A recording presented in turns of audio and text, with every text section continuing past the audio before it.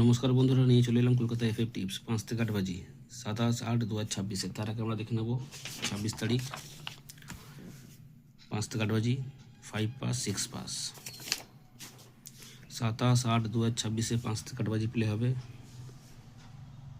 Number 5 পাত্তি হবে 2 6 7 6 9 0। এখানে রাখবো নাম্বার 6 কে, পাত্তি হবে 1 6 9 3 6 7। তার আগে বন্ধুরা, যারা কলকাতা ফটাফট আরও খেলার খবর সবার আগে জানতে চাও বা দেখতে চাও, যেভাবে লেখা আছে লেখো, তোমরা ইজিলি পেয়ে যাবে। বন্ধুরা লাইক করো, কমেন্ট করো, শেয়ার করো, নাহলে যেরকম বন্ধ ছিল 5 থেকে 8 বাজি আবার বন্ধ হবে। এখানে রাখবো নাম্বার 8 কে,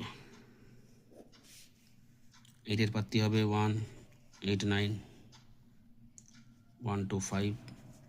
এখানে রাখবো নাম্বার 0 কে, পাত্তি হবে 1 9 0 4 6 0। দেখা হচ্ছে পরের ভিডিওতে। নমস্কার।